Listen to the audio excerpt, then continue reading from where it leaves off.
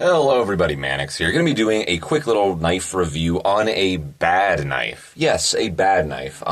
There are cheap knives and then there are affordable knives. I like affordable knives. Knives that are like the sub $20 range. Some people even consider affordable to be 30 or 40. It's all kind of subjective, but basically, I think there's a difference between a cheap knife and a affordable knife. Affordable knife is a knife that has a lower price point compared to more good knives. It's all subjective, so it's kind of difficult to explain. But if you're a knife guy, you know what I'm talking about pretty much, even if you may have a slightly different opinion than I do.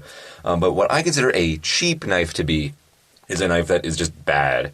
Bad meaning you don't get back what you put in. You can sharpen the blade all day long, and then it gets a little sharp, and you cut just a couple things with it, and it gets dull again.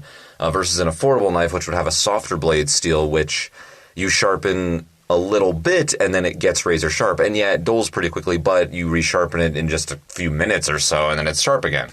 Versus, a higher quality knife that has a very hard blade still that retains an edge longer, but also takes longer to sharpen.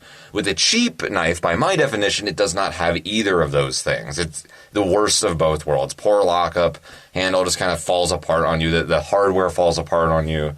It's just, that's what a cheap knife is. I don't mind affordable knives, but today we have a review on, you guessed it, a cheap knife for once. Yeah, and I already have one problem there. This is an Ozark Trail 6085, one of the many notorious Walmart folders. Now, I've had a handful of Ozark Trails, some great ones, some terrible ones. This is, in fact, a terrible one. Just wanted to do a quick review of it for you because it's just got some problems that I dislike. And once I adjusted it a little bit, it got a little better, but overall it's just not a great folder. It's one I think you would probably stay away from for a few reasons, and one of the reasons is what I'm looking at right there. This is supposed to be a mini Valentine's Day gift for a little honey of mine at work, and I just wanted to get her a cheap knife because I didn't know if she was really into knives or not, but then I got this one, I opened it up, and I had some problems with it, and I was like, no, I'm returning that. Not that it's very expensive. You can get this for about $6 or so at Walmart. They used to be in the sub $4 range, but I don't know if it's inflation. I don't know what's going on. The Ozark Trails are just a couple dollars more. So, our country's kind of in clown town right now. I don't know if it's going to get any worse or if it hopefully will get better. Who knows? But basically, this is one of the Ozark Trails I would avoid personally. Maybe I just got a bad one. I don't know. It's hard to tell. I'm not going to go through 10 of them and review every single one myself to come to a conclusion. I just think this is one of the ones you should avoid. There's some great Ozark Trails out there for the money if you just want a $5 folder. Some of them are pretty fantastic, but some of them, like this one, are not. So we have a blade length of 3 inches, handle length of 4 inches, making the overall length of 7 inches. And let's redundantly measure the weight. This is one of the unwritten rules of my channel. No matter how bad the knife is, no matter how much you care, I'm reviewing the weight. I'm going to tell you how much it weighs. 3.16 ounces, so on the heavier side for its size. It's not skeletonized or anything. It has a plastic handle scale right here, I believe. It feels almost like rubber when I push my thumbnail into it. Cheaper knives tend to not even use FRN. They just use some sort of plastic that's not mixed with glass or any other material. Full stainless steel liners, not skeletonized. Not that I really care. I know like the whole skeletonized liner thing kind of became a fad a few years ago. Almost a decade ago now, filming this in early 2022. I don't know if people care as much now, but skeletonizing your liners doesn't actually lighten it that much. You might say like 0.2 ounces or so at the most. Not a really big deal, so it's kind of heavy for the size, but who cares? Great size. I would consider this a medium-sized folder. I really like the way it looks. I like the shape. That's why I picked it up. I love this recurve on here. That's a great blade shape. For me, anyway. It's good for chopping and slashing and stuff like that, but it's also a good utility knife as well. Some people don't prefer that. Some people prefer the standard drop point, standard clip point. I like the more stranger, more unique things. But most people prefer the more conventional stuff. But this is absolutely a very functional blade shape right here. I love recurves. So that's pretty cool. I like the way it looks. It's kind of got the whole Ozark Trail mountain pattern in the handle right there. I don't really care. There's not really a whole lot to say about it. It deploys okay. It's fairly smooth. We have decent thumb studs on here. There's nothing really too bad to say on it. We have probably a Teflon coating on there. Pocket clip's an okay design.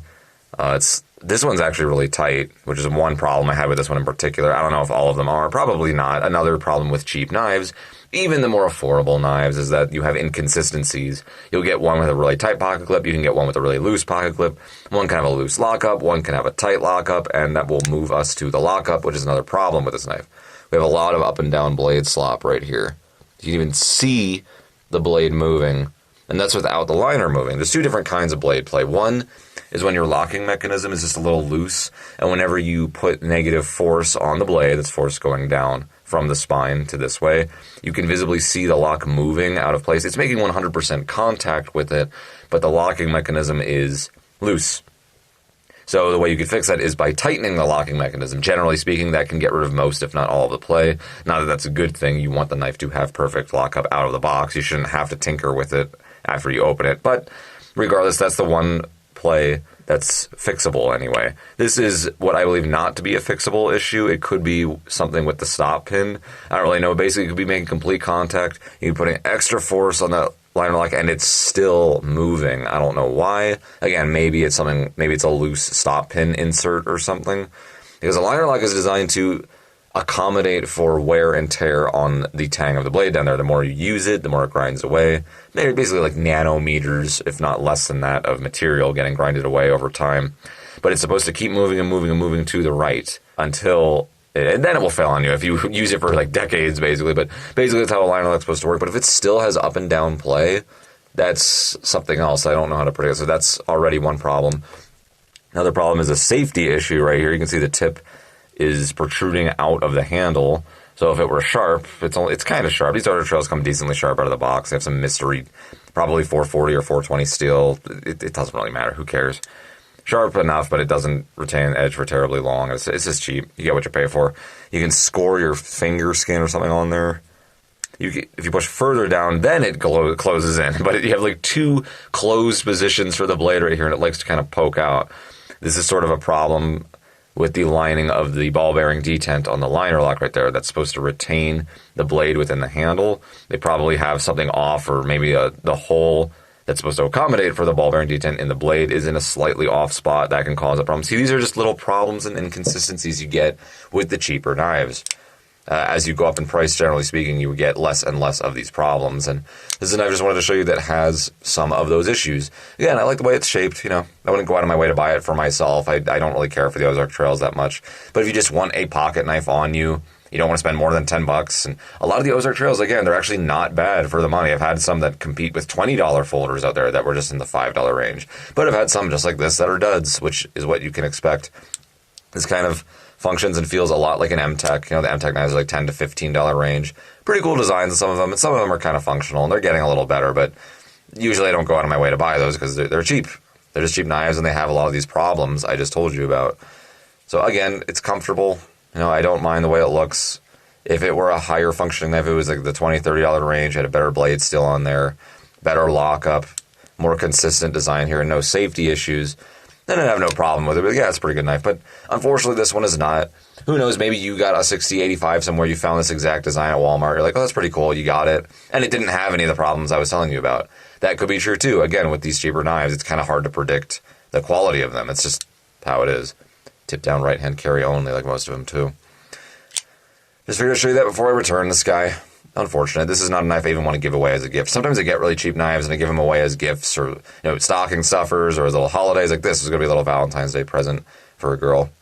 Turns out she's a lesbian, by the way, so that didn't really work out as far as Valentine's goes. But I got her a knife, an Ozark Trail. I don't know why I'm even telling you this, but I'm just going to leave this all in. I got her another Ozark Trail knife that was actually really good, and I forgot the model, and I did not do a review of it. And she really liked it, so even if we can't be romantic lovers, I'm glad we're still friends. So, but anyway, that is the Ozark Trail 6085. I would avoid this one if you could, but if you want to be adventurous and you're like, I want to get that one anyway and prove Mannix that he's an idiot and he's wrong, you can do that too. That's fine. So anyway, that is the Ozark Trail 6085, one of the many duds of the company.